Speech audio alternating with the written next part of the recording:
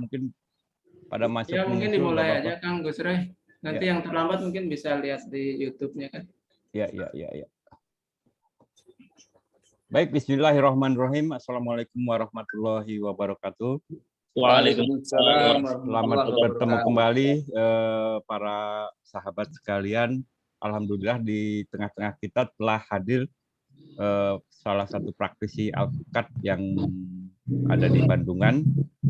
Kebetulan nama beliau itu sama dengan nama saya, mirip Pak Agus Riyadi. Beliau ini adalah alumni dari Gontor yang kemudian melanjutkan di Unisula di bidang pendidikan dan terakhir sekarang ini menekuni di bidang alpukat. Jadi nggak usah bertanya-tanya, pasti nggak nyambung ya Pak Agus ya. Itu.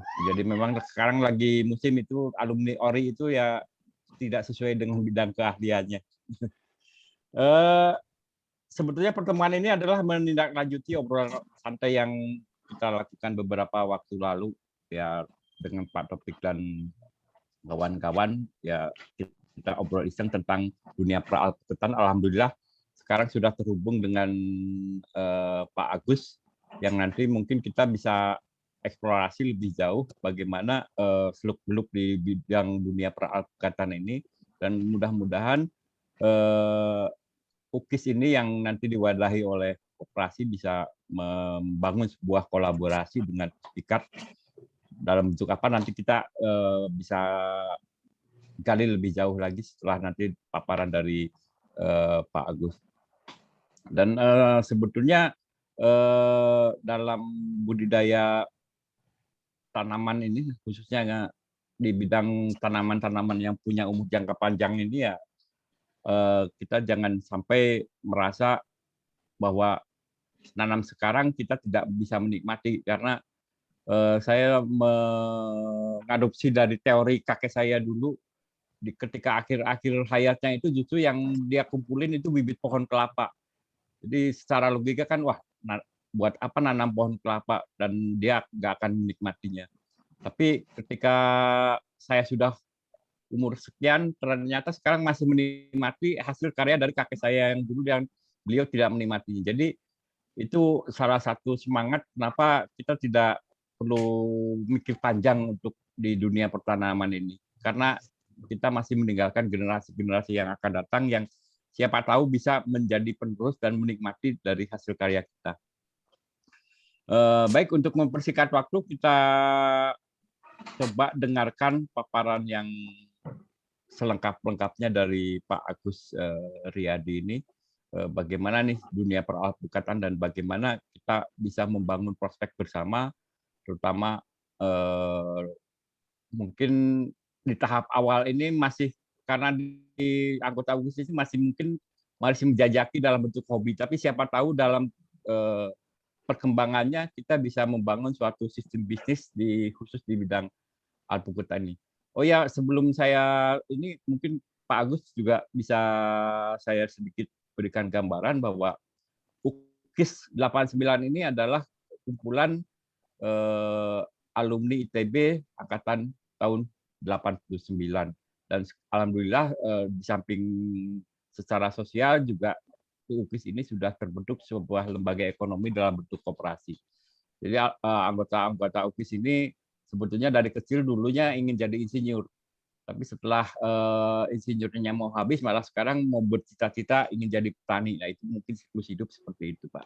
Baik, Pak Agus, silahkan waktu dan tempatnya kami persilakan. Silahkan elaborasi seluas-luasnya, karena kebiasaan ini bukan forum yang terlalu resmi, jadi kita tidak batasi waktu. Jadi silahkan Pak Agus elaborasi seluas-luasnya. Silahkan Pak Agus. Baik, Assalamualaikum warahmatullahi wabarakatuh. Waalaikumsalam warahmatullahi wabarakatuh. Alhamdulillahirabbil alamin. Allahumma shalli ala sayyidina Muhammad amma ba'du. Alhamdulillah malam hari ini Allah pertemukan kita melalui link Zoom ini yang mana diprakarsai oleh Pak Taufik yang di Bahrain. Alhamdulillah. Saya sebenarnya juga belum begitu kenal dekat dengan beliau karena inilah namanya media, akhirnya kita Allah mendekatkan yang jauh yang nggak kenal sekarang jadi lebih dekat, bisa lebih kenal. Terima kasih kepada Pak Taufik. Semoga inisiatif antum membuat link pertemuan ini semoga menjadi jariah yang mana kita ingin nyambung silaturahim. Berawal dari itu semoga Allah memanjangkan umur kita dan memperluas rezeki kita semua. Bapak Ibu rahimakumullah, mohon perkenalkan, saya Gus dari Puspikat, Pusat Bibit dan Buah Alpukat. Kalau suruh memaparkan secara gamblang, apa sih yang akan kami paparkan? Jadi mungkin kami hanya akan sedikit bercerita tentang alpukat. Sejak saya SMP itu dulu sudah membantu orang tua untuk jualan buah ke supermarket. Tahun kisaran saya lulus SMP itu 98. Itu berarti ya sebelum itu kami sudah supply ke supermarket sayuran lokal sama buah-buahan lokal. Nah, di antaranya alpukat. Dari pedagang itu kita ambil sudah sampai di harga 1.500 sampai 2.500. Padahal uang saku sekolah saya SMP itu Rp500. Itu bisa ngangkot 2 kali sama beli soto 2 mangkok. Jadi soto 1 mangkok cuma Rp150. Nah, alpukat sudah nyampe di angka 1.500 sampai 2.500. Nah, cuman itu belum begitu kami perhatikan. Jadi masih jalan apa adanya saja. Nah, ketika saya selesai dari Gontor, kemudian saya coba lanjut lagi ke dunia perdagangan di lain waktu ngajar itu, kemudian juga durian. Maka ketika di kampus Unisula Semarang itu saya lebih familiar disebut dengan Agus Duren, karena saya kalau kuliah sambil jualan durian. Saya masuk kuliah 2004, selesai 2009. Qadarullah saya ini bisa jadi sarjana karena jualan durian, makanya titel saya SPDI, Sarjana Penjual Durian. Nah, itu pelajarannya dari Sarjana Pendidikan Islam. Nah, karena kuliah sambil jualan durian. Kemudian dari itu kami melanjutkan durian dari hanya jual keliling pakai sepeda motor, kita alhamdulillah bisa ambil pakai truk sampai nggak cuma di Pulau Jawa, bahkan sampai ke Sumatera. Cuman tahun 2010 itu kami bangkrut karena durian yang kami bawa ke Pulau Jawa ternyata kurang tua maksimal, sehingga ketika dibuka rasanya hambar, tidak rasanya, akhirnya kita bangkrut. Dan delalah itu ketika mau bangkrut kita lanjutkan belanja di Jepara ya rugi, Gunung Pati rugi, Ambarawa rugi, Wonosobo rugi, akhirnya duitnya ludes. Bahkan kita punya sanggutan itu sampai ratusan juta. Saat itu gajian ngajar saya itu di bawah 1 juta, hutangnya sudah di atas 100 juta itu. Saat itu brensel otak saya sudah pada putus semua, mungkin udah nggak bisa mikir. Karena antara beban dan kemampuan sudah tidak seimbang. Tapi alhamdulillah kami masih punya pegangan karena orang tua pernah menitipkan kami di pesantren. La yukallifullahu nafsan illa wus'aha. Allah ini tidak akan pernah memberikan cobaan kepada hambanya kecuali sesuai dengan kemampuannya. Dari itu saya tidak lari daripada masalah, tapi menghadapi masalah. Ketika kami ditagih, kami komunikatif, kami tidak lari, kami tidak menghindar, hanya butuh penangguhan waktu. Alhamdulillah ada kepercayaan, kemudian saya mulai di dunia alpukat. Alpukat itu dulu kalau hanya dagang, jualan buahnya saja, melihat potensinya setiap saat kok permintaan semakin banyak, tapi barangnya tidak ada, saya berpikir untuk menanam.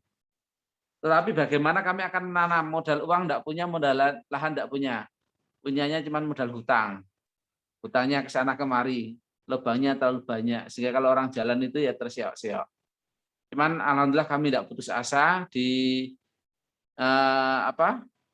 di waktu selain ngajar, karena pagi ngajar, sore itu kan jam 2 kan sudah free. Nah, itu berawal dari nyambung alpukat atau top working milik tetangga-tetangga. 1 pohon, 2 pohon. Pertama kita gratiskan. Nah, mereka tanya, "Lah ini mau diapakan pohon alpukat kok dipotong?" Katakan ini biar buahnya bagus, biar besar. Nah, terus sistemnya bagaimana? Ya udah free, nggak usah apa bayar. Nanti kalau sudah keluar buahnya kami beli. Nah, berawal dari seperti itu, alhamdulillah ada kepercayaan. Kemudian ketika sudah ada hasil buahnya bagus, baru kami sampaikan kepada orang lain dengan berbayar. Anda kalau ingin seperti itu ya ada jasanya bayar. Mau bayar tiap sambungan boleh, kalau sudah hidup baru bayar, atau dengan sistem bagi hasil. Jangan tidak usah mengeluarkan uang, tetapi nanti kalau ada hasil panennya, kita bagi bersama-sama. Alhamdulillah dari 1 pohon, 2 pohon itu saat ini sudah lebih atau kurang lebih di 15.000 pohon. Kita kerjasama yang top working dengan warga. Nah, yang penanaman baru ini insya Allah sudah lebih daripada 10.000 pohon. Nah, kita targetkan untuk tahun ini dan tahun depan itu di angka 300 hektar kita tanam alpukat. Ya kerjasama alhamdulillah dengan modal silaturahim. Nah, masyarakat itu ketika ada usulan atau ingin menanam sesuatu, endingnya adalah pasarnya bagaimana.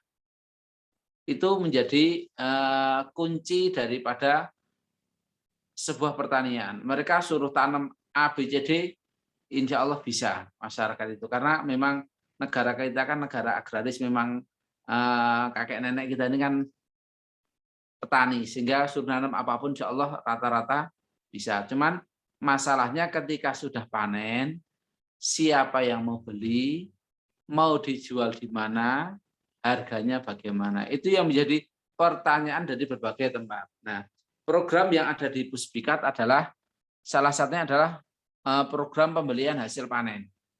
Jadi programnya itu ada banyak. Ada program pertama itu pembelian hasil panen.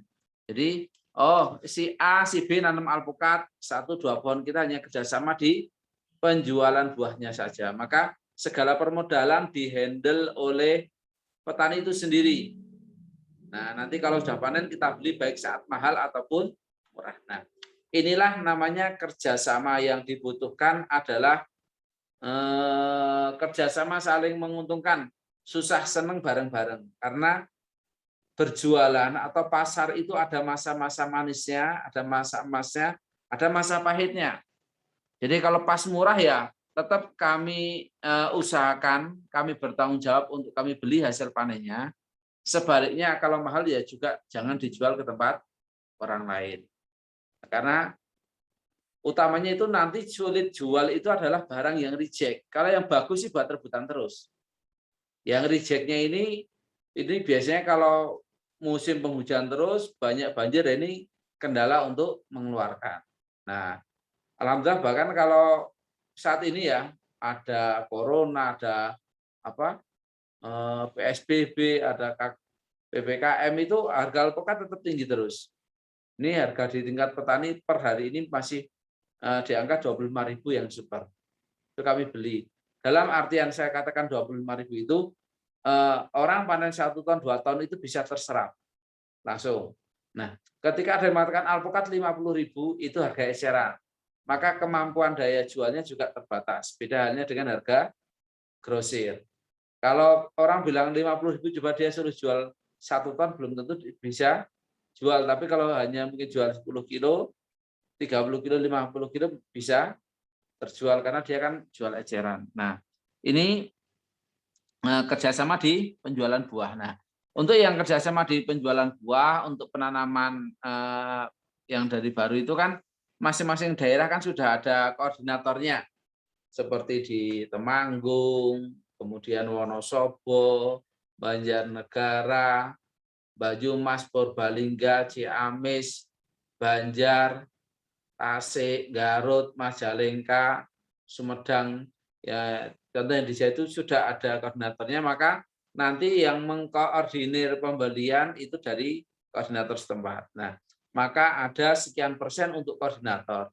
Koordinator ini dia bekerja mendampingi petani tidak bayaran, maka bayaran dia adalah hasilnya adalah ketika ada hasil panennya. Selain itu juga kita wajibkan petani kita untuk mengeluarkan zakat mal. Nah, Zakat mal itu tidak kita tarik bawa ke pusdikat pusat, tapi kita tasarufkan di daerah tersebut, daerah tempat penanaman atau kampung orang yang punya kebun atau punya tanaman tersebut. Karena terkadang ini yang punya kebun orang Jakarta, tapi kebunnya di Semarang, maka zakatnya bisa ditasarufkan di kebun Semarang sebagian dan sebagian di kampung halamannya di Jakarta. Nah, bagaimana yang atau sedikit tentang surat perjanjian kerjasama itu bibit dibeli dari Puspika. Jadi yang bisa kerjasama penjualan buah itu bibit yang dari Puspika 2. Buah hasil panen diambil setiap saat sepanjang musim. Nah, maka ada koordinator contoh, jenengan hanya panen 30 kilo kalau mau dikirim ke Ambarawa, sedangkan buahnya di Kebumen kan ya habis transportasinya. Maka ketika berkumpul dari Temanggung sekian kilo, Wonosobo sekian kilo, Banjar sekian kilo, maka sekali jalan trip itu insya Allah dapat satu muatan. Inilah kelebihan ketika kita mau berjamaah. Harga pembelian buah alpukat disesuaikan dengan harga pasar pada saat panen. Jadi bukan harga kontrak. Pas murah di angka 10.000 ya 10.000, mahal 35.000 ya 35.000. Nah, terus standarnya bagaimana? Itu standar umum pasar. Nah, ini penjualan ini kan butuh kejujuran dan kesadaran bersama-sama dari kita. Kami yang di sini insya Allah sangat minim kita tawar-menawar. Kenapa? Saat naik ya harga kita naikkan, turun ya diturunkan. Karena kadang petani itu karena tidak setiap hari panen alpukat, kadang sudah sekian lama nggak panen, nggak tahu naik turunnya harga. Kadang mereka kaget, taunya laku 10.000, ternyata sampai sini laku 20.000. Buah alpukat cuma setengah karung, duitnya lumayan banyak. Atau sebaliknya, kadang juga harganya sudah turun. Nah, ini kita mengikuti harga pasar. Wajarnya di angka berapa harga grosir. Nah, standarnya itu kita kan gampang kontrol contoh di pasar induk tuh. Standar alpukat sekarang berapa? 10.000. Kok kita belanja dari petani 5.000? Berarti kan terlalu menekan ke petani. Itu kan juga kasihan. Kita bisa terbuka untuk kebutuhan transportasi, kemudian timbangan atau biaya di jalan, nah, itu kan sudah bisa diperhitungkan. Nah, standar kualitas alpukat di grading. Jadi tidak satu pohon itu langsung harganya 10.000 semua atau 30.000 semua, enggak, tapi di grading. Grade A itu yang 500 gram up. Setengah kilo ke atas, barangnya tua, mulus, tanpa cacat. Grade B itu 300 gram up, juga mulus tanpa cacat. Nah, yang gede tetapi ada cacatnya ini masuk afkir yang C. Nah, terakhir yang D itu di bawah 250 gram. Tapi kalau alpukat yang sambung yang kita budidayakan itu sangat minim yang masuk grade D. Paling ya A sama C. Karena untuk bobot rata-rata masuk di angka 500 gram up. Nah, kendalanya karena mungkin kena lalat buah atau karena kena gesekan dengan dahan atau ranting saat banyak angin. Ini untuk yang kerjasama di penjualan buah. Sedangkan untuk kerjasama penanaman dari awal seperti yang kita tanam. Ini kebetulan ikut Mas Iqbal dari Musirawas, itu beliau ini alhamdulillah punya lahan di atas 100 hektar. Nah, karena kesungguhan orang tua beliau punya lahan dikit, kemudian hasil dari panen karet dikumpulkan beli lahan, ada panen lagi kumpulkan beli lahan, sampai punya lahan di atas 100 hektar karena kesungguhan beliau. Nah, untuk yang kerjasama penanaman dari awal itu minimal di 5 hektar dan itu mohon maaf bukan berarti setiap 5 hektar pasti akan kita ACC, nanti akan kita pertimbangkan dulu. Memungkinkan apa tidak, tentunya kami dengan berbagai pertimbangan. Nah, paket kerjasama yang penanaman dari awal ini, tahun ini kita tanam di beberapa tempat. Di Subang itu ada 25 hektar. Kemudian di Songgom itu kurang lebih mungkin ada kalau sekitar 7 hektar. Songgom itu ikutnya Sumedang. Kemudian yang Sumatera ini banyak di Kota Bumi, di Lahat, di Musirawas, di Empat Lawang. Nah, setiap kerjasama itu 10% dari hasil digunakan untuk zakat dan sosial. Ini sudah paket yang mohon maaf ini tidak bisa kita tawar. Jadi tadi untuk zakatnya tidak harus kita tarik ke Pusbikat pusat. Tadi saya kembalikan ke daerah setempat. Kedua, 10 dari hasil adalah atau 10% dari hasil panen untuk koordinator. Nah, tergantung di situ koordinatornya siapa yang ada di daerah tersebut. Nah, kerjasama ini ada beberapa paket, ada 4 paket. Paket A, Pusbikat mendapatkan 40% dari hasil panen. Petani juga dapat 40% dari hasil panen. Nah, konsekuensinya Pusbikat modal bibit, pupuk, dan obat-obat kimia untuk penyemprotan. Sedangkan petani ini modal lahan, perawatan, pupuk kandang, dan pengairan. Jadi selain bibit dan obat-obatan, semua yang mengerjakan petani. Jadi 40, 40, 20. 40 untuk petani, 40 untuk Pusbikat, 20 itu untuk zakat dan koordinator. Paket B, Pusbikat mendapatkan 55% dari hasil panen. Pihak dua pemilik lahan itu dapat 25% dari hasil panen. Tugas dan kewajiban Pusbikat, 1, menyediakan bibit, perawatan, pemupukan, dan pengobatan. Nah, sedangkan pemilik lahan hanya menyediakan lahan dan pengairan. Nah, untuk ini sementara kami off dulu karena mengukur kemampuan tenaga kami. Kami belum bisa untuk yang paket B ini. Karena kita saat ini garapan sudah terlalu banyak, khawatirnya malah tidak bisa kita garap dengan maksimal. Paket C, nah, Pusbikat dapat 50% dari hasil panen, petani dapat 30% dari hasil panen. Beda 5% dengan sebelumnya. Yang membedakan adalah petani itu selain menyediakan lahan, pengairan, juga listrik. Artinya air itu sudah langsung siap bisa digunakan. Ini kemarin kasus yang ada di Gerabak. Karena situ dulunya sudah bekas ternak, kemudian irigasi air, tandur semua sudah ada. Nah, mau menanam itu tinggal apa? Tinggal pencet air.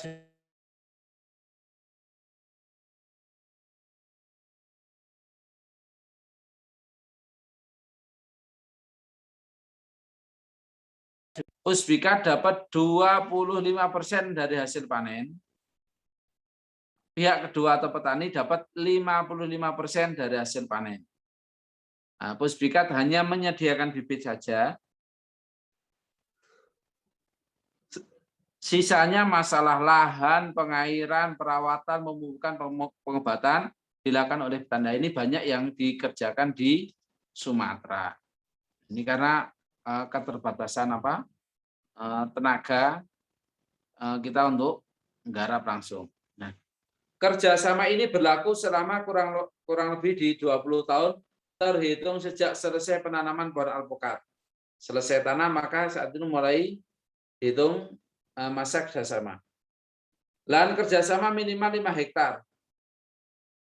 3, setelah selesai masa kerjasama pohon alpukat dan kebun kembali menjadi hak pihak kedua atau petani. Jadi ketika sudah selesai kerjasama, maka lahan itu tidak kita minta, pohonnya juga tidak kita tebangi untuk kita minta atau dijual kayu bakar, enggak.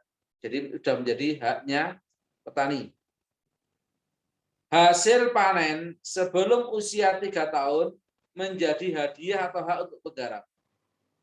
Kalau kami yang garap, maka hasil panennya sebelum 3 tahun itu menjadi hak kami. Tapi kalau kayak di Sumatera yang garap orang Sumatera, maka sebelum 3 tahun itu menjadi hadiah buat yang garap. Maka semakin rajin, dia semakin dapat hadiah. Nah, hadiahnya dari hasil panen tersebut. Kelima, penggarap boleh melakukan kegiatan tumpang sari yang tidak mengganggu tanaman utama. Nah, tumpang sarinya apa? Seperti sayuran, cabai, kacang, ini bisa. Tapi kalau tumpang sari kasih singkong, tidak bisa. Atau tanaman yang lebih besar, ini jangan. Nah, karena hasil panen dijual ke Pusbika dengan harga yang sesuai dengan harga pasar pada umumnya. Umumnya di berapa itu dijualnya ke tempat ke Pusbika. Kemudian pohon atau tunas atau entres menjadi hak pihak pertama atau haknya Pusbika. Jadi yang boleh melakukan pruning, pemangkasan itu dari Pusbika. Petani tidak boleh mengambil mata tunas atau memotong karena banyak kasus. Ada di antara yang dikembangkan, ada juga digunakan untuk pakan kambing karena nggak tahu. Ya. Sebelum masa 3 tahun, segala macam permodalan ditanggung oleh masing-masing pihak sesuai dalam draft, dalam paket, dan tidak akan dikembalikan. Contoh tadi, kami modal bibit, petani modal lahan dan pengobatan. Maka selama 3 tahun ini, ya tidak dilakukan pemotongan bagi hasil. Itu dianggap sebagai modal. Nah, sesudah usia 3 tahun, pembagian hasil dipotong biaya operasional pada tahun itu. Nah, tahun 3 masuk ke 4,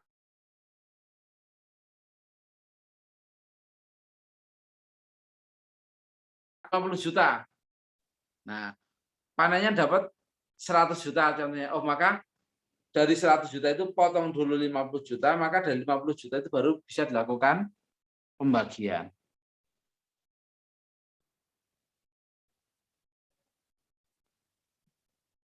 Pembagian hasil diserahkan setiap akhir panen atau setelah selesai semua pemetikan buah. Tapi kalau administrasi koordinator ini bisa kerja lebih cepat, insya Allah ya selesai langsung kita bayarkan. Biar tidak tertunda-tunda. Ini mungkin sekelumit dari sedikit penjelasan tentang masalah kerjasama. Bagaimana peluangnya? Nggak ada yang bisa jamin hasil panen alpukat ini harganya akan bisa bagus terus atau akan laku terus. Cuman kita sebagai umat manusia ada kewajiban untuk ikhtiar. Nah, kita yakin kenapa alpukat? Karena alpukat ini tidak hanya bisa dikonsumsi tapi bisa diolah. Kedua, alpukat ini bisa dikonsumsi dari anak balita sampai yang sudah lanjut usia. Orang yang sakit pun banyak dianjurkan untuk makan alpukat. Yang nggak boleh makan nasi dianjurkan untuk makan alpukat. Nah, alpukat ini pangsa pasarnya baik lokal, modern market, atau ekspor juga peluangnya sangat tinggi. Nah, ini cuman kendala kita adalah kekurangannya pasokan sehingga bingung. Dulu sudah uji coba untuk ekspor ke Singapura, secara kualitas sudah diterima. Kekurangan kita masih ada 2, yaitu kuantitas dan kontinuitas. Akhirnya kami belum bisa berjalan dan konsentrasi untuk ekspor sementara kami kendorkan dulu, kita lebih konsentrasi ke kebun untuk budidaya sehingga ada hasil yang lebih maksimal. Kurang lebihnya seperti ini, mungkin nanti akan lebih hidup diskusi ini dengan tanya jawab.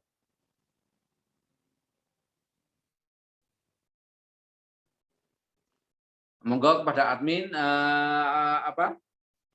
ya, kita lanjutkan dengan sesi tanya jawab. Assalamualaikum warahmatullahi wabarakatuh.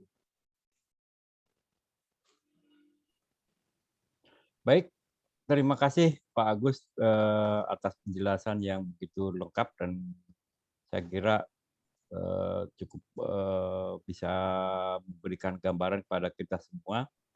Jadi silakan pada rekan-rekan yang ingin mengajukan pertanyaan atau mungkin dari Pak Arnold Makassau nih yang menjadi pimpinan Kopukis, mungkin ada sedikit tambahan, siapa tahu ada prospek-prospek dari UKIS untuk bisa berkolaborasi atau bekerjasama sesuai dengan tadi yang dipaparkan oleh Pak Agus. Silakan yang mau bertanya atau Pak Arnold dulu nih, silakan Pak Arnold. Bang Agus, tanya dong. Oke, ya, Pak. sambil tunggu Pak Denis, silakan Pak Denis, silakan. Ya, baik, terima kasih. Bismillahirrahmanirrahim. Assalamualaikum warahmatullahi wabarakatuh. Salam. Pak Agus, Pak Ustadz Agus. Saya lokasi ada di Padang, Pak.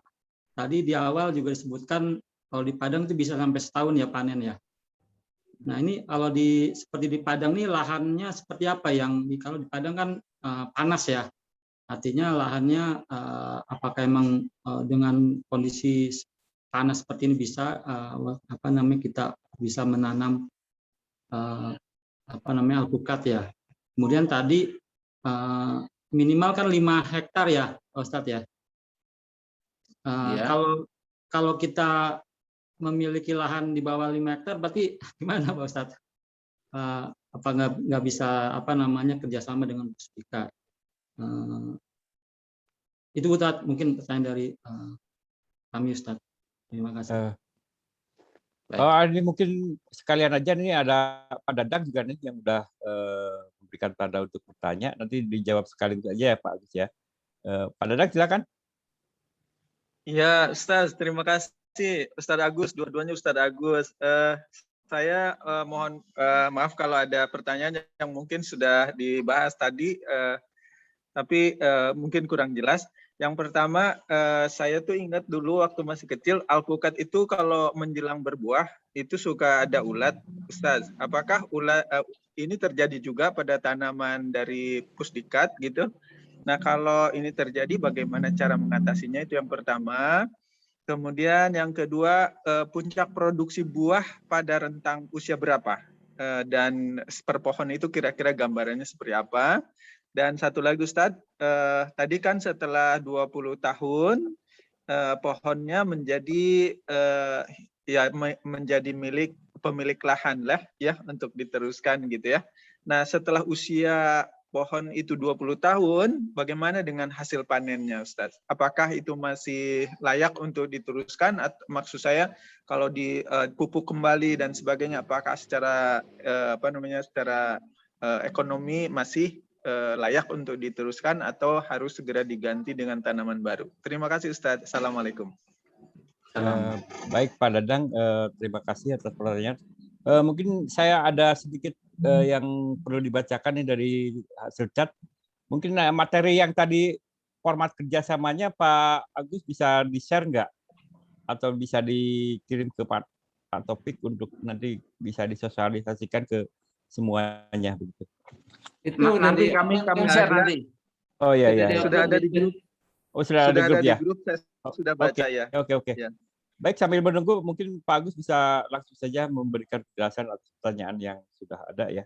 Silakan Pak Agus. Baik Pak Denis, untuk yang di Padang ini kebetulan dengan Pak Hernovi itu di atas Danau Maninjau. Nah, jadi kadang kalau kita berbicara tempat itu jangankan satu provinsi, satu kecamatan aja ada yang tinggi, ada yang rendah. Kebetulan ini di Padang ini di atas Danau Maninjau tempatnya sangat subur. Nah, maka kalau di Padang daerah lain ya kita lihat di situ tanahnya pas yang disubur atau tidak. Kemudian untuk yang di bawah 5 hektar bisa kerjasama tidak. Nah, yang kita pertimbangkan adalah ketika terlalu sedikit itu di pengangkutan hasil panen. Contoh, dari kota A menuju contoh standar kita di Jakarta ya, contoh kita kirim ke Jakarta, ongkosnya adalah 1 juta. Kalau panennya cuman 1 ton maka sudah kepotong Rp1.000 per kilogram. Seharusnya laku 10.000, cuma laku 9.000. Tapi kalau bisa panen 2 ton, dia kan hanya kepotong Rp500. Jadi laku 9.500. Nah, kalau panennya cuma 100 kilo, ya ini kan repot. Nah, makanya kenapa harus ada di minimal penanaman. Nah, ini untuk satu daerah, 5 hektar itu tidak harus milik 1 orang. Bisa berjamaah. Nah, ini harapan kita kan bekerja sama ini kan, contoh satu daerah saya bisa nanam 0,5 hektar. saya 2 hektar, saya 3 hektar. Nah, ngumpul bareng-bareng nanti akan bisa ada target sampai dengan 5 hektar. 5 hektar itu kurang lebih di 1.500 pohon. Seandainya tidak keluar semua, kok bisa keluar 1.000 pohon. Kalau dikalikan masing-masing 50 kilo kan sudah dapat 50 ton. Maka untuk mengangkutnya itu kan insya Allah cukup untuk truknya. Karena kan 50 ton itu kan tidak mungkin kita panen sekali. Panennya bertahap nunggu yang tua. Kemudian dari Pak Dadang, untuk ulat ini bagaimana? Betul, kami dulu ketika mengajak masyarakat untuk menanam alpukat, jawaban mereka itu kurang lebih sama, menanam ulat. Nah, karena yang ada di dalam mindset masyarakat kita adalah alpukat itu harus ada ulatnya. Dan ternyata setelah kita pelihara, kita semprot, alpukat ini tanpa ulat pun bisa berbuah lebat. Nah, obatnya pakai apa? Mau pakai decis kah, pakai kurakron kah, atau mau yang obat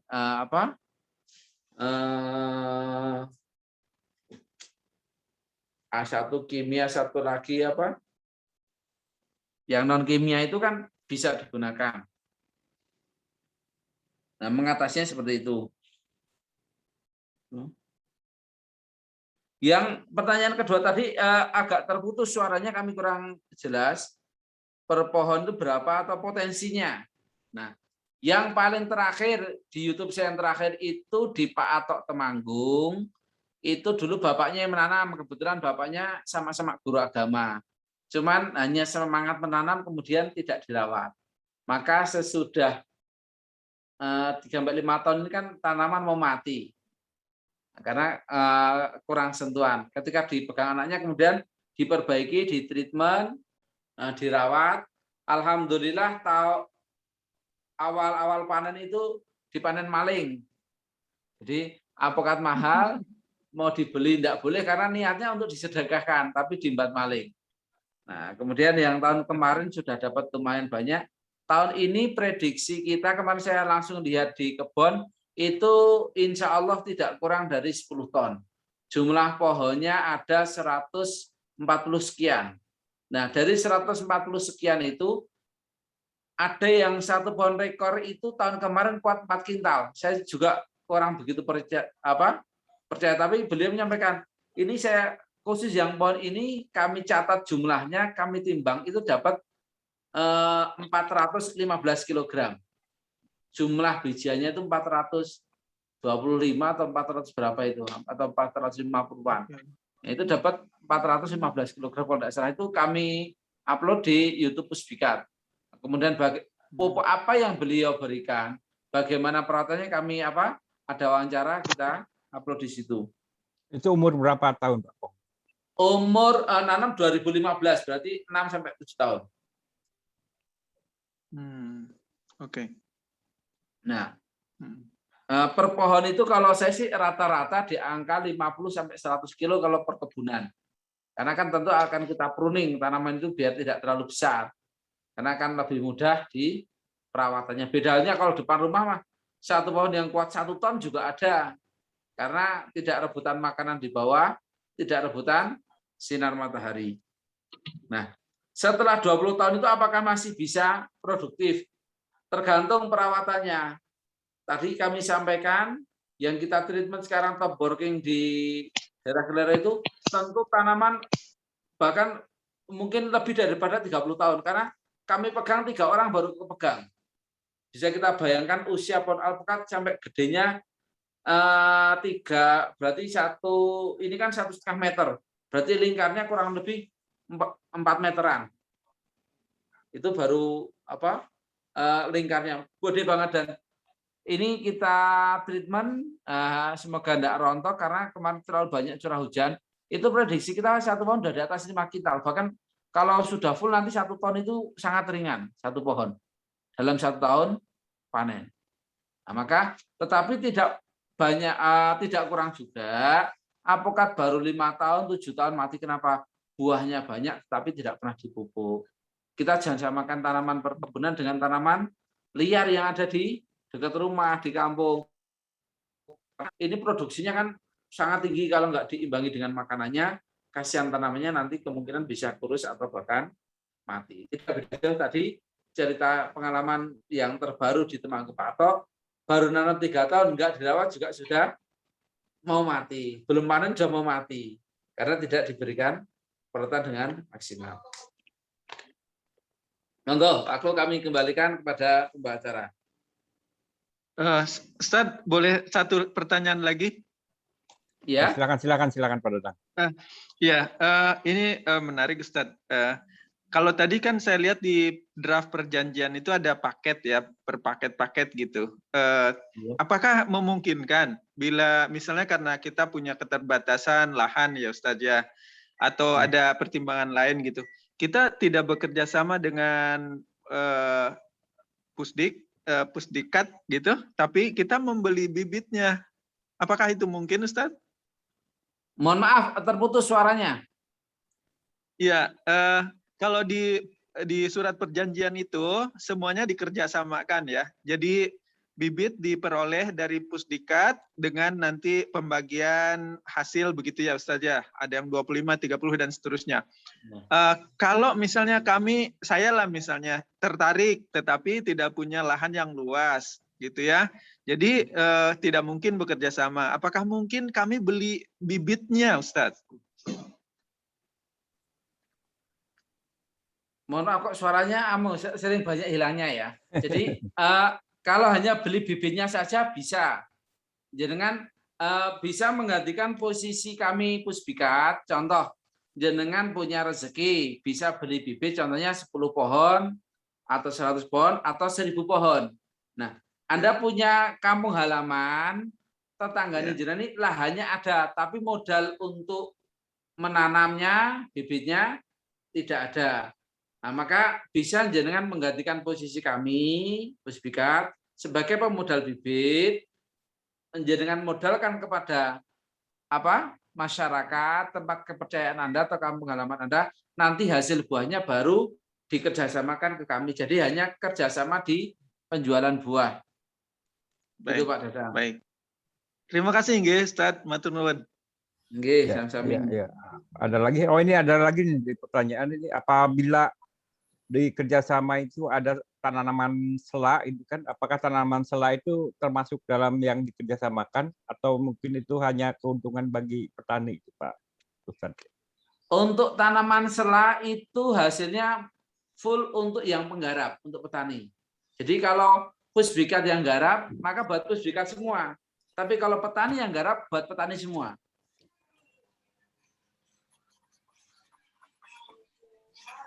Ya, saya kira sudah sangat jelas. Apa ada lagi yang bisa yang mau bertanya, Pak Anon? Ya, izin bertanya, Gus Tri. Ya, silakan. Ya, Assalamualaikum Ustaz. Waalaikumsalam warahmatullahi wabarakatuh. Ya, salam kenal. Saya Arnold Ustaz dari sekarang domisili di Bali ini. Ustaz begini, saya mau tanya Ustaz, kalau untuk daerah Maros Ustaz, Sulawesi Selatan, itu apakah sudah ada Ustaz ke daerah sana Pusbikat ataukah mungkin ada cabang kah di daerah sana gitu, karena saya lihat sangat tertarik nih dengan model bisnis dan model kerjasamanya ini Ustaz. Itu yang pertama Ustaz. Nah, kemudian yang kedua mengenai tadi ada kerjasama yang bibit dari Pusbikat, kemudian kami gitu ya, yang punya tanah, yang punya air dan segala macam itu kan menjadi petaninya gitu. Nah, tapi itu bagaimana mengenai ya kalau kita mulai dari nol gitu kan kita bukan petani alpukat nih. Apakah ada pelatihannya kah atau ada pengawasan daily atau weekly gitu yang diberikan kepada pengelola yang punya tanah gitu. Karena kan yang belum pernah sama sekali nih, kita belum pernah sama sekali bermain di alpukat gitu.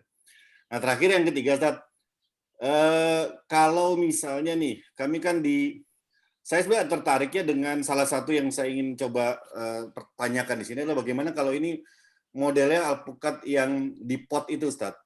Apakah mungkin? Jadi misalnya di kawasan perumahan kami ini kan ada hampir 3.000 rumah nih gitu ya. Jadi kalau dihitung misalnya anggaplah kita bisa bekerja sama dengan rumah-rumah itu masing-masing 2.000, kan berarti satu rumah satu pohon aja udah bisa 2.000, itu kan udah hampir setara dengan berapa hektar itu kan. Nah, apakah mungkin kita mengelola satu kawasan perumahan dengan kondisi sekarang, masing-masing rumah menanam satu pohon, ya tentunya dengan bimbingan teknis yang cukup rutin ya, karena kan belum tentu semuanya mengerti bagaimana cara menanam. Nah, tapi apakah itu mungkin advokasi yang dikembangkan bibitnya di Pusbikat ini kita tanam di rumah gitu, Tat? Demikian, Tat. Mudah-mudahan ini Tat, bisa mohon jawabannya, Tat. Terima kasih. Assalamualaikum warahmatullahi wabarakatuh. Ya, terima kasih Mas Arnold. Waalaikumsalam warahmatullahi wabarakatuh. Ini satu lagi nih dari Pak Ipan ini. Silakan Pak Ipan. Ya, Assalamualaikum warahmatullahi wabarakatuh. Salam. Ya, Pak Ustadz dari Pusbikat, yang pertama adalah pola kerja. Tadi saya mohon maaf sinyalnya hilang-hilang, jadi saya nggak bisa ngikutin semua, baru di tengah perjalanan baru dapat lagi nih. Jadi mohon diulang Pak Ustadz, pola kerjasamanya itu apakah sampai dengan pemasaran atau tidak ya? Jadi mulai teknis budidaya, kemudian bertanggung jawab budidaya, kemudian juga budidayanya menghasilkan, kemudian pasarnya dijamin atau tidak gitu, harga dan lain sebagainya. Kemudian kedua, saya punya lahan tapi airnya itu ada di bawah, jadi harus dinaikkan dulu. Apakah Pusbikat juga menyediakan misalnya sistem pengairannya, irigasinya?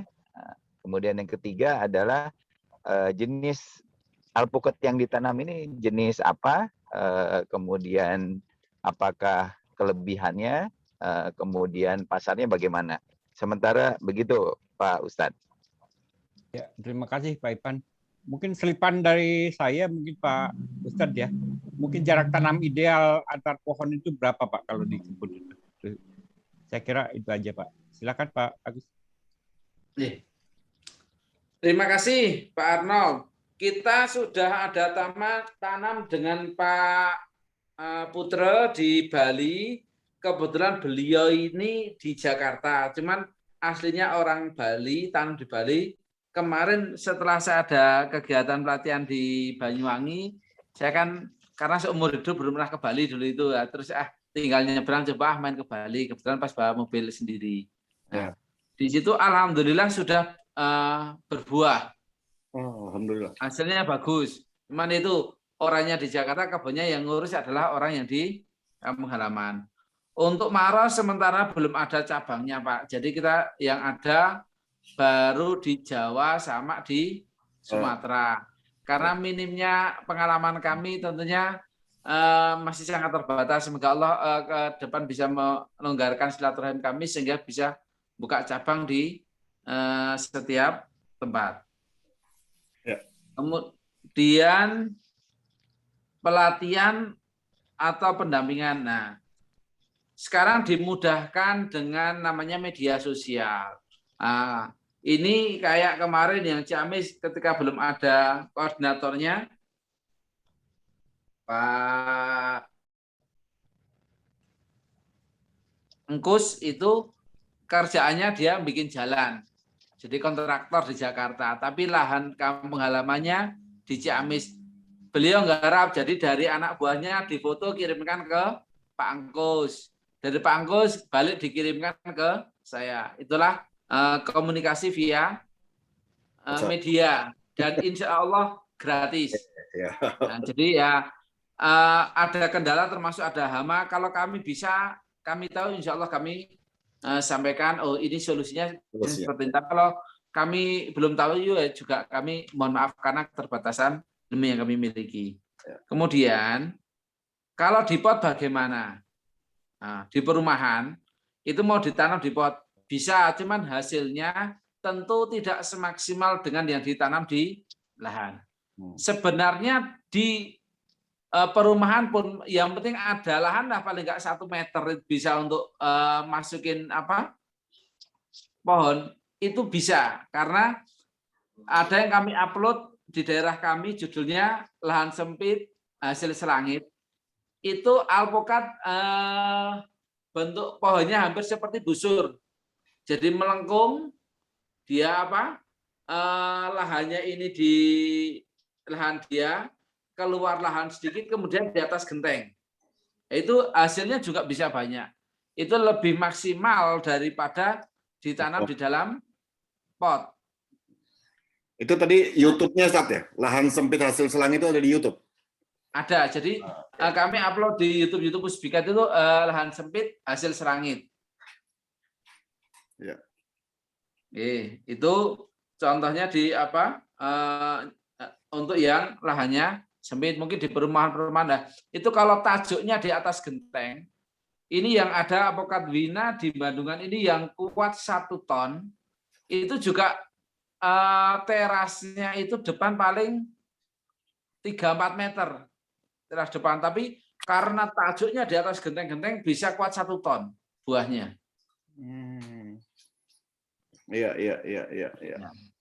Jadi lebih prefer kalau ada tanah yang memang itu ya, bukan di potnya ya, tetap di pengarangan rumah tapi di tanah kalau bisa langsung ya. Kalau bisa di tanah. Iya. Karena akarnya nanti dia di bawah pondasi, dia cari makanan kan lebih bebas daripada hanya di pot. Kalau di pot itu untuk skala hobi saja, paling untuk konsumsi sendiri, tapi untuk penghasilan ketika sangat berat. Tapi kalau ditanam di lahan, nancep ke tanah langsung itu cari duit 2 juta, 3 juta dapat. Bahkan ada yang bisa sampai 20 juta. Satu pohon? Satu pohon. Masya Allah. Oke, tapi kalau di pot sangat tidak mungkin. Ya. Kecuali hobi Ustaz ya. Ya, untuk hobi saja. Oke. Kemudian, gitu ya Pak Arnold ya. Terima kasih Ustaz. Terima kasih banyak Ustaz. Sami-sami. Untuk Pak Ivan,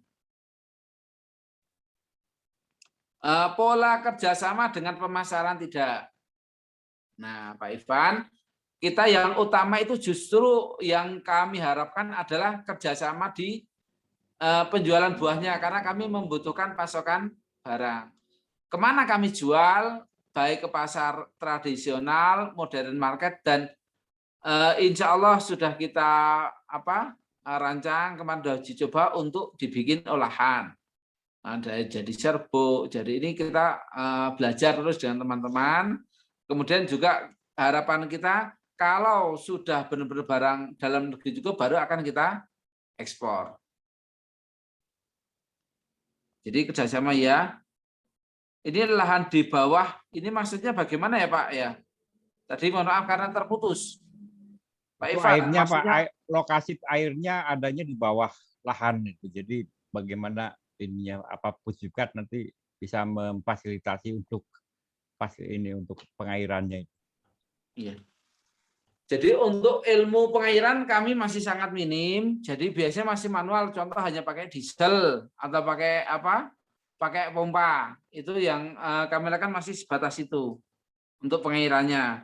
Kecuali yang di atas itu ada yang pakai ya pakai peran-peran pakai drip itu ada. Cuman tentu kami belum ahli di bidang ini, jadi hanya mengikuti saja. Karena tidak sedikit pula kayak kemarin yang di Temanggung itu, kemarin saya tanya disiram nggak pernah disiram, lillahi ta'ala aja. Tapi alhamdulillah karena mungkin daerahnya lembab cukup lumayan ya, hasilnya tetap bagus.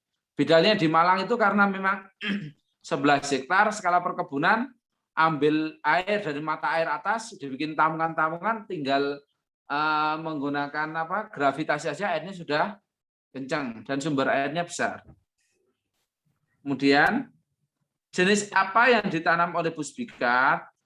Banyak alpukat itu, mulai dari Wina, Muria, Si Cantik, Pangeran, Jambon, Kendil, Aligator, Miki, banyak sekali jenisnya. Nah, tentunya masing-masing jenis ini memiliki kelebihan dan kekurangan.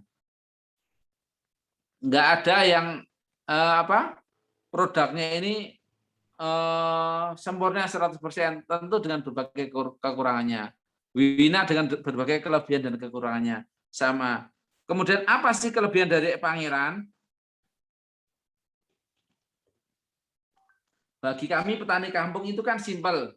Mau suruh tanam yang penting gampang ditanam, panennya bagus, duitnya banyak. Ya intinya itu aja Pak. Jadi kalau masalah rasa kadang lebih enak alpukat yang kecil. Cuman kalau masalah rasa di kantong lebih enak alpukat yang besar. Nah, jadi enaknya di kantong sama enaknya di lidah terkadang berbeda, Pak. Kemudian pasarnya bagaimana tadi sudah kami sampaikan dari biasanya untuk tradisional ini adalah untuk afkirnya, untuk rejectnya masuk ke tradisional. Nah, untuk yang bagusnya sebenarnya masuk ke modern market. Jarak tanamnya berapa? Paling dekat bagi kami 4x8. Kalau 4x4 itu nanti usia 6 tahun 7 tahun sudah kayak hutan. Sudah sangat kurang maksimal. Nah, seperti yang ada di Temanggung kemarin, jaraknya berarti sekitar 4 meter. Nah, ini sangat kurang efisien sayang. Jadi ini harus banyak di pruning dan ada sebagian yang harus dibuang. Demikian, ada mungkin yang masih kurang jelas, Pak Ivan?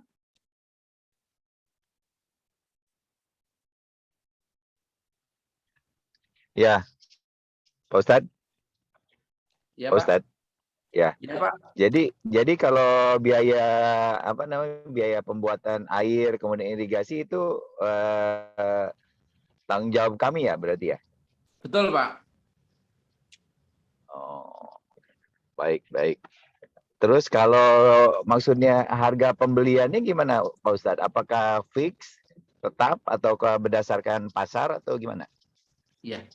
Untuk pembelian hasil panen, harga mengikuti pasar. Nah, rumusnya biasanya ketika kemarau mahal, penghujan murah. Itu rumus umum dari tahun bertahun. Jadi sudah lebih daripada 10 tahun rumusnya seperti itu, Pak. Kalau contohnya sekarang harganya berapa, Pak? Sekarang saya terima dari petani yang super di 25.000. Oh, jadi itu walaupun apapun jenisnya ya? Betul. Jadi yang jenis apapun yang penting yang super, kan kita grading barangnya. Jadi ini syaratnya masuk grade super atau yang A itu kan barang di atas 500 gram, barangnya tua tanpa cacat. Oh, oke. Baik, Ya. Pak Ustadz. Terima kasih, Pak. Ya, terima kasih. Terima kasih, Ini Pak ada Ustadz. pertanyaan selanjutnya dari ini Bapak atau Ibu nih, Hera Amlansyah. Silakan. Iya, Pak. Oh, Bapak. Suara ya, saya ya, jelas jelas. kah, Pak? Ya, jelas. Silakan. Izin bertanya beberapa pertanyaan, Pak. Saya nggak tahu apakah tadi ini sudah dijelaskan atau belum, karena sempat telat untuk mengikutinya. Sebelumnya, Assalamualaikum warahmatullahi wabarakatuh. Waalaikumsalam warahmatullahi wabarakatuh. Yang pertama, Pak, untuk alpukat, umumnya alpukat misalnya seperti yang disebut Bapak tadi kan kayak ada pangeran, kendil, aligator, miki, wina, yang bibitnya itu dibeli dari Pusbikat, umumnya itu mulai panen dengan perawatan normal itu berapa tahun ya Pak umur pertama kali panen gitu, belajar berbuah gitu maksudnya, mohon maaf. Terus yang kedua, misalnya kami punyalah sekitar 100 pohon seperti itu kan. Nah, kalau saya dengar di YouTube, itu kan pohon alpukat ini bisa menjadi gudang ya Pak ya, bisa menjadi gudangnya sendiri. Dalam arti walaupun buahnya sudah tua, kita bisa biarkan buah alpukat itu di pohon selama kurang lebih 2 bulan seperti itu. Nah, tadi kan terus pertanyaannya, untuk pengiriman ke Jakarta misalnya, itu butuh minimal berapa ton ya Pak ya, sekali trip gitu. Nah, sehingga misalnya dari 100 pohon tadi gitu kan, itu matangnya nggak serempak gitu, nggak bareng kan. Ya udah sambil menunggu si buah yang lainnya matang, ya udah yang tua dibiarkan dulu, jadi bisa memenuhi kuota pengiriman tadi gitu misalnya. Terus yang ketiga, misalnya kita kerjasama gitu kan, apakah harus mengikuti jarak tanam yang direkomendasikan Pusbikat atau bisa jarak tanam yang lain? Nah gitu. Terus tadi kan yang keempat, tadi dikatakan bahwa ada yang grade A misalnya lebih dari 500. Nah, tapi kalau misalnya kita menanam jenis miki gitu, yang setahu saya jenis miki kan bukan termasuk alpukat jumbo seperti pangeran, kendil, wina, maupun aligator gitu. Apakah walaupun dia termasuk bagus, tapi memang dia belum bukan alpukat jumbo. Jika beratnya di bawah 500, misalnya 400 gram aja, apakah itu bukan termasuk grade A gitu ya Pak ya? Demikian Pak, terima kasih. Ya, terima kasih Mas Hera. Kemudian dari Pak Topik nih, silakan Pak Topik. Terima kasih, Kang Gusrai. Assalamualaikum, Pak Ustadz. Waalaikumsalam warahmatullahi wabarakatuh. Jadi saya ini sering nyuruh-nyuruh orang nanam alpukat. Saya sendiri pohon alpukatnya pada mati nih, Pak Ustadz. Terus ada 2 pertanyaan gitu. Jadi kalau saya punya lahan, terus saya ingin menanam alpukat gitu. Sebenarnya pemilihan varietas alpukat yang mana yang harus saya tanam tuh apa ya? Karena bicara dengan satu orang, ada yang memberi kriteria, wah alpukatnya di bawah 300 gram, kemudian bisa dikupas, kemudian oily-nya bagus, atau rasanya pulen gitu. Jadi sementara tanya ke ahli yang lain, memberikan informasi, oh alpukat yang harganya mudah diserap pasar, oh alpukat yang besarnya sedemikian gitu. Jadi kebetulan saya beli bibit alpukat, jenis varietasnya tuh macam-macam, mungkin ada 20 macam, saya tanam semua, saya coba semua, qadarullah pada mati semua tuh. Jadi nanti kalau saya mau beli lagi bibitnya yang model apa kira-kira, itu pemilihannya gimana Pak Ustadz? Mohon dijelaskan. Terima kasih. Assalamualaikum warahmatullahi wabarakatuh. Assalamualaikum. Ya, baik, silakan Pak Agus untuk memberikan penjelasan. Terima kasih Pak Hera. Pak Hera itu di mana ya Pak Hera ya?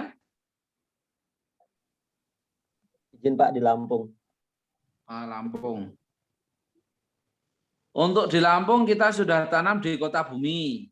Ada insya Allah lebih daripada 2.000 pohon untuk yang di Kota Bumi itu, di Abung Tengah kalau tidak salah. Nah, usia panen rata-rata di 3 tahun itu standar. Kalau orangnya mohon maaf malas, bisa lebih dari 3 tahun baru panen, ini standar. Tapi orangnya rajin, sebelum 3 tahun sudah bisa berbuah. Karena yang di Malang itu juga bisa 2,5 tahun ada yang sudah panen. Di Padang juga sudah bisa. Lah di sini sekarang orang sudah, karena banyak yang tanam alpukat, orang berlomba-lomba di dalam merawat. Itu rata-rata sekarang sebelum 3 tahun sudah bisa berbuah. Saya yang belakang rumah itu 1 tahun juga ada yang bisa berbuah. Tapi salah satu syarat mutlaknya yang tidak boleh tawar adalah full sinar matahari dari pagi sampai sore. Kalau agak ternaungi maka biasanya agak lambat. Nah, tua bisa dipending sampai dengan 2 bulan. Tergantung jenis dan ketinggian tanah. Alpukat jenis kulit tebal, kemudian datarannya tinggi, ini bisa sampai dengan 2 bulan. Tapi kalau alpukat kulit tipis, DPL-nya rendah, ditunggu 2 bulan sudah habis semua di atas pohon. Maka tidak bisa kita perlakukan sama jenis A atau jenis B, kemudian DPL-nya berapa. Nah, itu maka disesuaikan. Kalau seperti Wina ini kan kulit tebal, Kendil kulit tebal, itu lama tahan bisa. Tapi kayak Miki ditunggu lama, wassalam. Apalagi contoh daerah Ambarawa dengan Bandungan itu udah berbeda. Meskipun nyambung Bandungan ke atas yang mepet ke gunung, itu alpukat ada yang bisa sampai 9 bulan baru tua. Tapi sebaliknya yang di bawah itu 5 bulan, 6 bulan sudah tua. Jadi kalau yang di atas itu setelah panen mungkin ditengok sebulan lagi baru diambil. Itu kalau alpukat bawah sebulan lagi baru mau diambil lagi sudah habis. Dia sudah rontok. Ini yang lokal karena rata-rata yang DPL rendah itu rata-rata alpukatnya lebih enak dan kulitnya tipis-tipis. Sehingga cepat tua, cepat matang dan cepat rontok. Nah, sekali kirim berapa ton? Standar truk ban double itu kurang lebih di 7 ton. Jadi contoh kita dari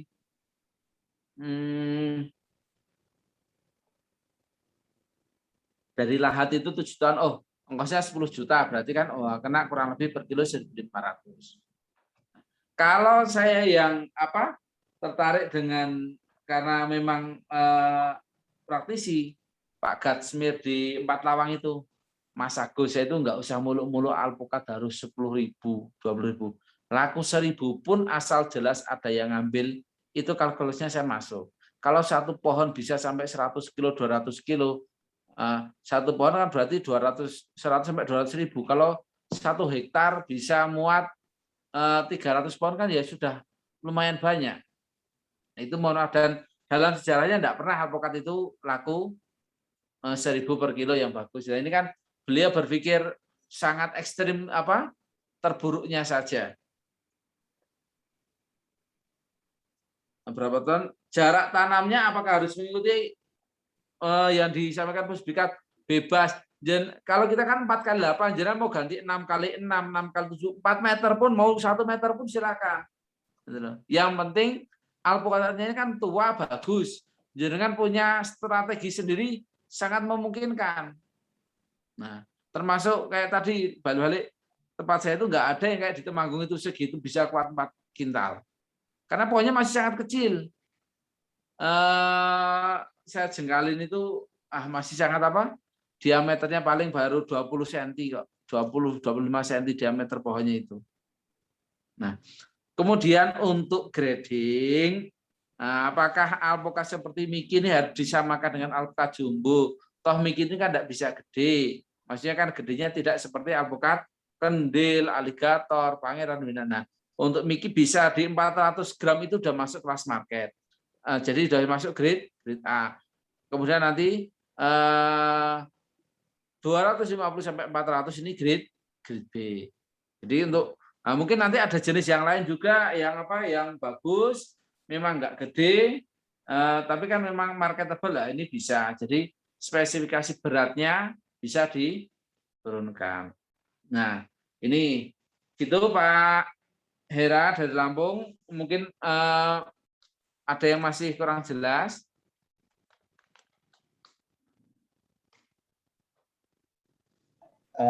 Pak, ya Pak Ustadz, ya tadi kan ada indikator perawatannya malas atau bagus, itu seperti apa ya?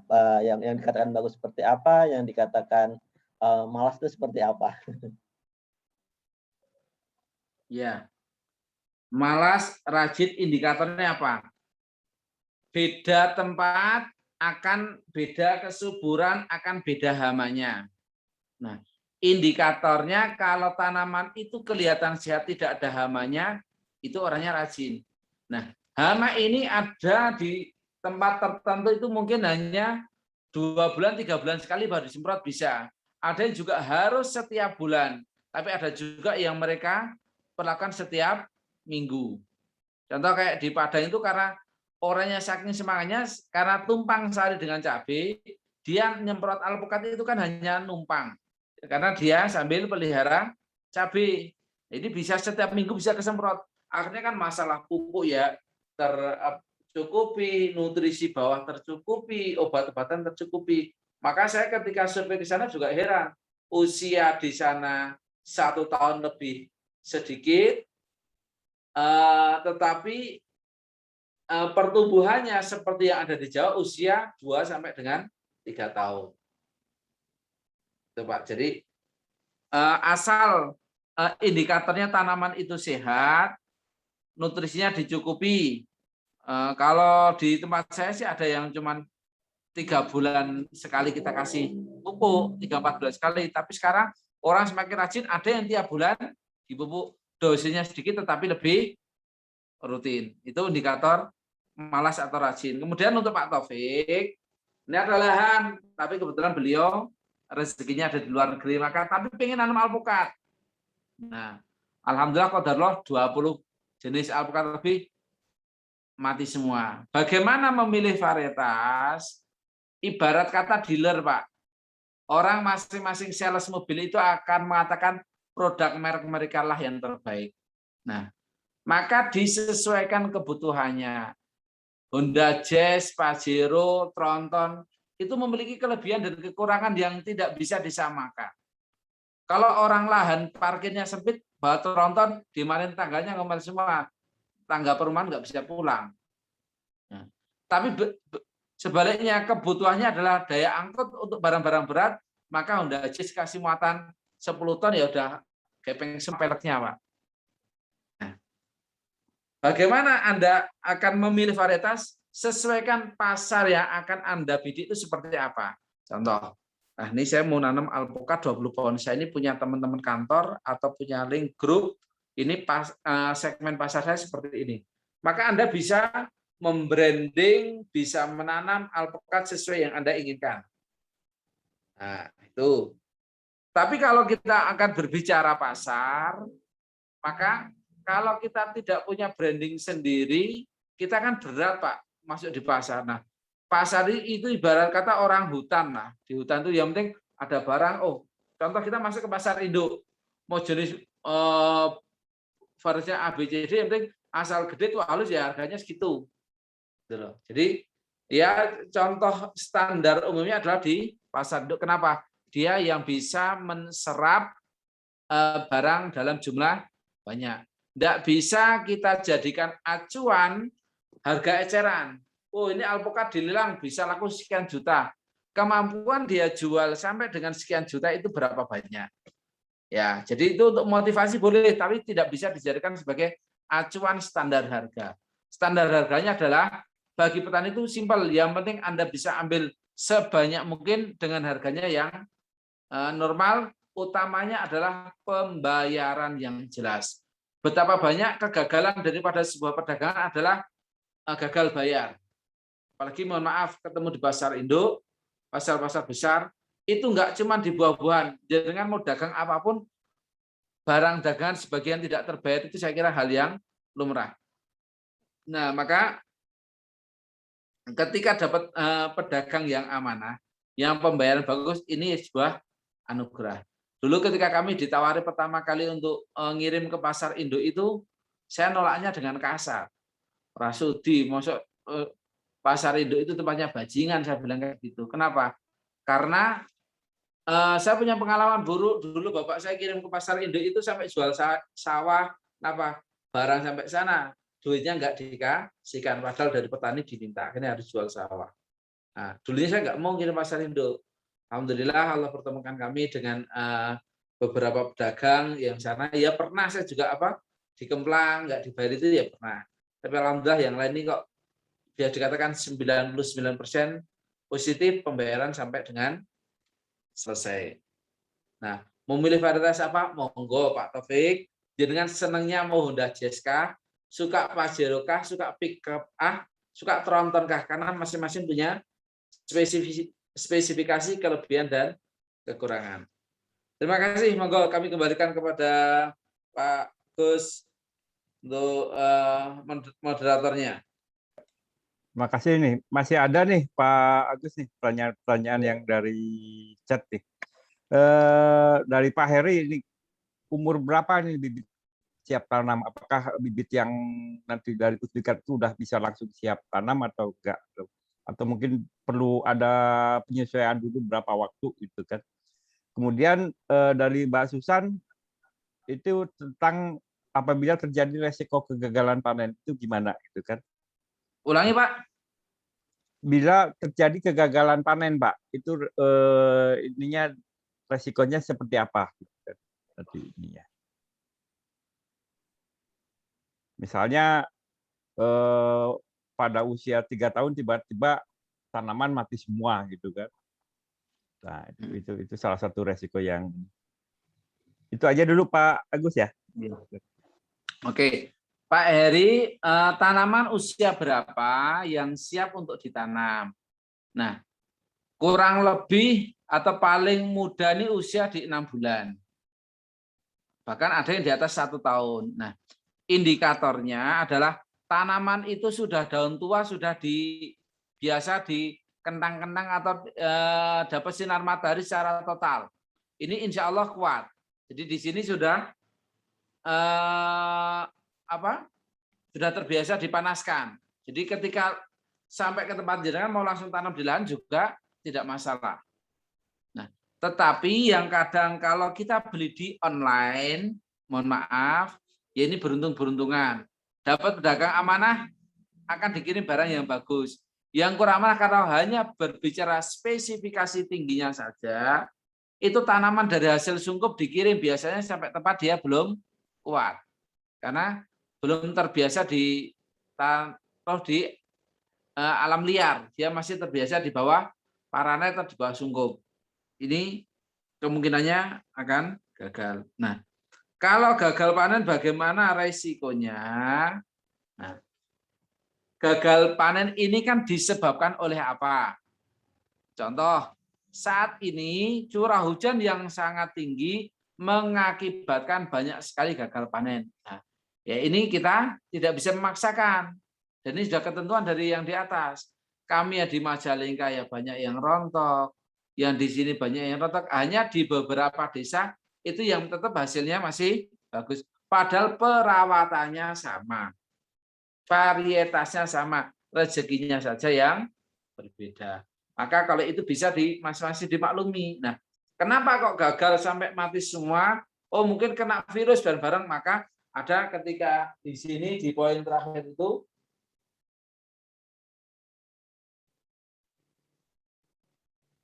apabila terjadi di luar kemampuan manusia seperti bencana alam sehingga mengakibatkan tidak terlaksananya perjanjian tersebut, maka kedua belah pihak sepakat meninjau kembali terhadap perjanjian yang telah disepakati.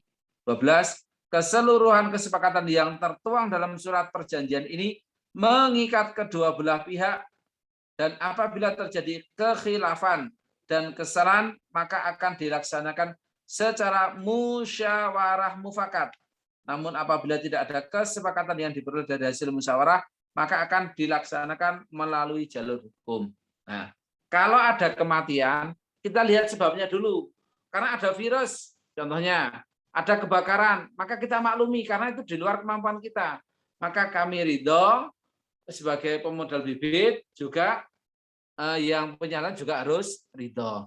Seperti kemarin kita yang kerjasama tanam di Tegal dengan Pak Baidowi, kebetulan putranya ini alumni Gontor juga jadi dosen di UIN Semarang.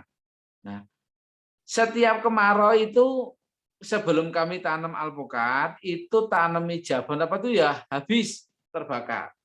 Nah kemarin sudah kita tanami alpukat, ada sebagian, enggak semuanya, hanya sebagian itu terbakar juga. Nah ini kan di luar kemampuan beliau, tidak elok bagi kami untuk menuntut beliau. Kenapa? Sebenarnya kan 10% dari kematian pohon itu menjadi tanggung jawab Puspika. Contohnya kita tanam 1000, kok mati 100, maka kami mengganti 100 pohon kami ganti. Kematian di atas 10% menjadi tanggung jawab penggarap. Contohnya yang nanam 1000, matinya 150, maka yang 100 kami yang ganti, yang 50 itu petani yang ganti. Tapi kalau kegagalan karena di luar kemampuan kita, nah itu kita insya Allah sama-sama ridho. Tapi kenapa kok gagal? Nggak pernah dirawat, rumputnya sama pohon alpukatnya lebih tinggi rumputnya. Maka ini adalah kesalahan atau kegagalan yang disengaja karena ulah tangan manusia. Maka ini perlu dibicarakan. Nah termasuk ini kasus yang di Tegal ini akhirnya kan beliau ingin menjual lahan itu. Alpukat sebentar lagi sudah mau panen. Nah, beliau mau menjual. Nah, karena lagi-lagi kita kan musyawarah mufakat. Beliaunya seperti ini. Settingannya masih ada. Barusan semalam, tadi atau semalam itu beliau WA. Mas Agus, mohon maaf, terkait dengan lahan yang ingin kami jual, berapa kerugian atau kami harus mengganti rugi ke Mas Agus berapa sebagai ganti rugi bibit yang telah kita tanam. Nah, kami juga mengembalikan pada beliau lah, kira-kira yang hidup berapa, pantasnya berapa. Kami tidak bisa menuntut, oh ini harus dikembalikan sekian. Karena kita masing-masing bekerja menggunakan hati. Toh kita kembalikan ketika posisi kita seperti beliau, bagaimana rasanya. Jadi sebenarnya hukum itu terletak pada hati nurani. Coba kita posisikan diri kita kepada posisi orang lain. Ketika hari ini kita mohon maaf menuntut bagaimana perasaan ketika kita nanti suatu saat juga akan dituntut. Maka ketika ada komunikasi sama-sama kendor, sama-sama ridho ikhlas, ini insya Allah semua masalah akan bisa selesai. Jadi berawal dari mengalah, itulah kita akan menjadi pemenang. Kalau kita begegek harus kita jadi pemenang, disitulah hakikatnya kita baru kalah karena tidak bisa mengendalikan emosi kita. Terima kasih, kurang lebihnya seperti itu. Monggo yang lain.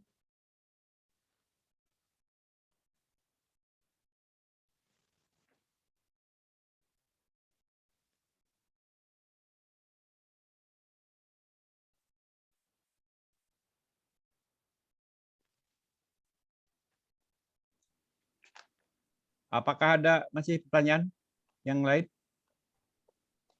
Ini dari Dari Pak Wayan, Teh Pak, ada sedikit nih tentang jenis apogila, apakah sudah ada di Indonesia atau belum? Kurang apa nih apogila itu bentuknya seperti apa nih, Pak?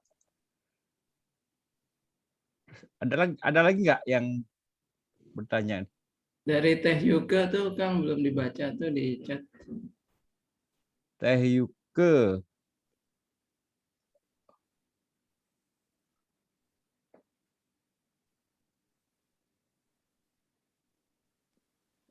Saya coba baca nih. Ya. Dari Yuke. Betul. Apakah Pusbikat juga bisa bekerja sama untuk penanaman alpukat bukan untuk tujuan usaha, misalnya untuk hobi atau untuk konsumsi sendiri, karena lahannya hanya sekitar 1 hektar? Itu pertanyaan dari Teh Yuke. Ya. Ada lagi yang ini? Yang bertanya? Atau mungkin silakan dulu Pak Agus, barangkali bisa dijawab. Baik. Pak Wahyu, apokat afozila, apakah sudah ada? Sekarang banyak sekali orang yang jualan atau membuat bibit alpukat introduksi atau bibit dari luar negeri. Untuk kami sendiri belum konsentrasi ke situ. Jadi kayak yang umum itu alpukat khas. Wah, lihat di supermarket harganya 200.000, 300.000. Kemudian dibudidayakan, termasuk kami mencoba ikut membudidayakan lewat Taborkin. Nah, ternyata hasilnya belum bisa sesuai dengan yang diharapkan, maka akhirnya kami belum menindaklanjuti itu. Nah, juga mohon maaf, hati-hati ketika ada orang menjual bibit alpukat, mohon maaf introduksi, bla bla bla, merek apapun, pastikan lihat dulu indukannya sudah pernah berbuah atau belum. Jangan sampai kayak pernah ada namanya alpukat Yamagata. Iklannya alpukatnya tebal, kuning, bagus. Ketika ditanam, panen, alpukat seperti kendil, tapi jauh lebih buruk. Kemudian, karena saya pernah jadi korban beberapa kali. Jadi kalau kami taborking dulu sehingga kerugian kan tidak begitu parah. Jadi gagal tinggal disambung ulang. Dulu aligator pertama kali seperti itu. Melihat indukannya itu daunnya lebar, buatannya gede-gede. Wah, mantap betul. Saya coba kembangkan di taborking, ternyata hasilnya juga sangat mengecewakan. Yang baru sekarang ada kasus alpukat red Vietnam. Gambar yang disodorkan adalah kulitnya merah, dagingnya kuning, menggiurkan. Memang pucuknya merah merona gitu. Nah, akhirnya ketika ada yang sudah panen kemarin, matanya tidak merah, tetap hijau. Maka dalam Facebook saya kasih guyonan, saya jual bibit red hijau Vietnam. Nah, itu kan dibeli orang loh. Red kok hijau? Nah, itu saya katakan kalau red merah itu sudah zaman dulu, kalau red 2021 red itu sudah hijau. Kenapa?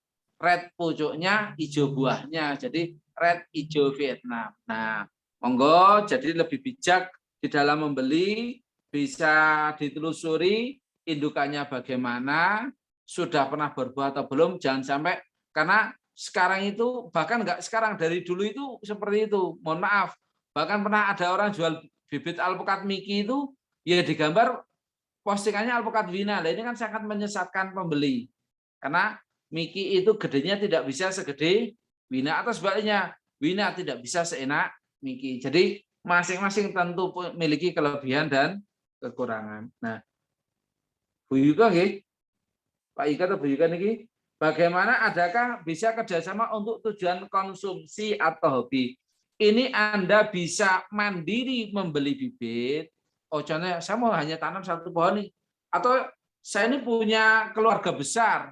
Jadi mau tanam 1 hektar 300 pohon, tapi tidak mau saya jual ke sertifikat. Boleh, dengan beli bibitnya saja, konsultasi masalah di perawatan boleh. Jadi hasil panen mutlak milik jenengan semua, tidak ada potongan. Jadi kalau jenengan mau zakat ya silahkan ditasarufkan sendiri, nggak ada potongan untuk koordinator ataupun yang lainnya, karena hanya jual beli di bibit dan masalah konsultasi insya Allah gratis. Monggo, ada yang lain? Sorry, nimpalin sedikit, Tat. Mengenai konsultasinya itu maksudnya tadi apakah ada customer service khusus kah atau memang dengan Ustadz gitu, kita WhatsApp-an gitu, Ustadz? Iya. Langsung ke saya, WhatsApp-an dengan saya, Pak. Oh, I see. Oke. Jadi kita tinggal foto, kirim, tanya masalah, solusinya seperti apa, begitu, Ustadz ya? Iya. Oke. Iya. Jadi kalau mohon maaf, kadang kredit, kalau WA saya itu lama nggak dibalas, di WA ulang meskipun bunyinya sama. Bukan saya tidak mau membalas, cuman karena kadang terlalu banyaknya WA, sedangkan kami kan tidak hanya megang HP, tapi harus juga ke kebun. Iya, Ustadz. Ya kalau nggak bisa di WA, di telepon, Ustadz, biasanya, Ustadz. Ya, monggo. Siap. Ya, masih ada atau mungkin dari saya, Pak. Ini kan saya itu udah terlanjur nanam pohon dari biji, Pak. Ya kebetulan bibitnya juga saya kumpulin dari Bandungan juga. Nggak tahu nih jenisnya karena belum muncul buahnya, saya nggak tahu seperti apa alpukatnya. Nah, itu gimana, Pak? Apakah nanti bisa nggak di top working dengan interestnya yang dari jenis ini, Pak? Itu bisa ini. Kalau kita tanam alpukat dari biji, hasil buahnya tidak jelas, nasabnya tidak jelas. Nah, maka bisa dilakukan top working. Bagaimana caranya top working? Kami unggah di Facebook juga, di YouTube juga ada. Jadi dengan bingung mau langsung belajar ke tempat kami juga boleh. Jadi dengan cuma dari Semarang ke Bandungan kan 1 jam, nggak sampai 1 jam sudah apa? Sampai silakan. Bahkan kebetulan besok pagi itu ada penyambungan, jadi langsung datang besok pagi juga bisa belajar bareng-bareng di sini. Karena saya dulu juga belajar, ada yang ngajari. Oh ya, Jadi, siap. Saya minta kontaknya ya, Pak. Apa nanti mungkin kontak Muslikat bisa di-share juga, Pak? Bisa, jadi kontak saya di YouTube ada, di Facebook ada, di ini. Jadi nomornya bukan nomor rahasia, dan dari dulu insya Allah ya nomornya itu saja. Jadi kalau nanti ada ini bisa dicatat mungkin di 081, nanti kita ulang ya, 081 325 327 328. Kami ulangi, 081 325 327 328. Itu kalau buka di YouTube Pusbika, insya Allah ada nomor HP ya, itu aja nomornya. Baik, Pak. Terima kasih. Insya Allah, Pak, besok kalau ada senggang, saya meluncur ke sana, Pak. Ini. Kalau nyambung gini, kita mulai jam start 6 pagi sampai jam 5 sore masih ada nyambung. Oh iya. Jadi kalau nyambung kan sekali nyambung sekian ribu kita. Iya. Sekalian top working-nya ya, Pak ya. Bisa. Ya. Jangan lupa di videoin Gus Rey kalau pas ke sana, Gus Rey. Oke. Siap. Ada lagi nggak yang mau bertanya nih?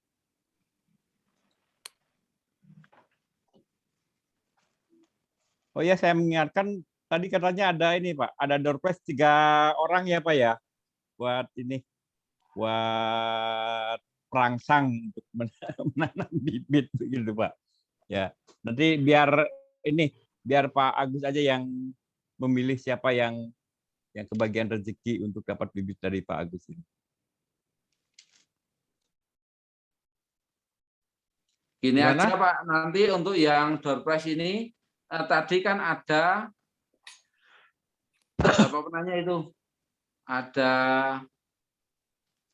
ya setiap penanya nanti kita kasih semua aja Pak. Alhamdulillah. Alhamdulillah. Terima kasih Nanti Pak Ustadz, alhamdulillah. Alhamdulillah. Berarti saya Dikasih tadi satu, nanyanya banyak Pak. Kalau alhamdulillah. nanyanya banyak berarti banyak juga. Terima kasih Pak Ustadz. Terima Jazakallah. kasih banyak Pak Ustadz. Iya, iya. Sama.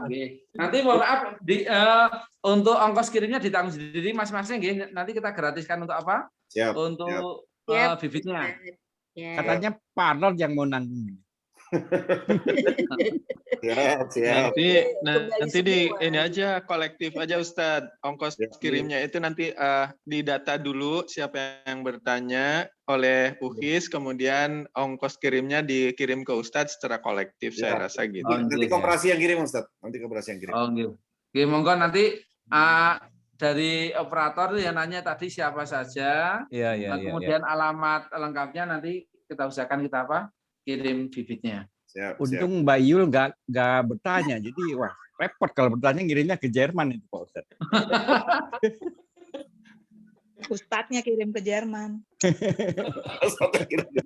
Ya, pertanyaan ditutup setelah dinyatakan semua yang bertanya dapat hadiah. Udah ditutup Iya, iya. pertanyaan.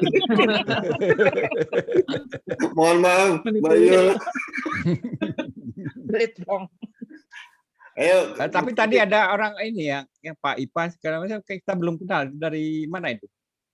Yang tadi apa? Banyak juga yang nggak kenal juga kan bukan KIS ya? Bukan. Ada dari luar beberapa.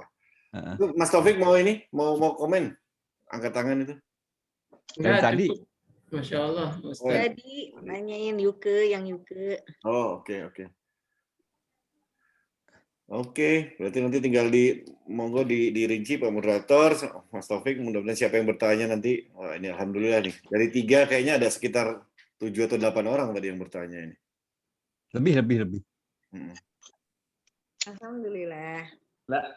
Syukur kalau yang mau datang langsung nggak cuma 1, bisa tak kasih 5 nanti. Alhamdulillah. Besok Pak, jadi saya ke sana Pak.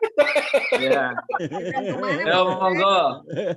Ya mau datang langsung ke rumah. Iya. Mas Kau. Jadi bisa langsung Itulah kalau 5 atau tahun bisa kan nanti nggak bisa mau bikin apa-apa sendiri juga, Mama. bisnisnya di sana Pak.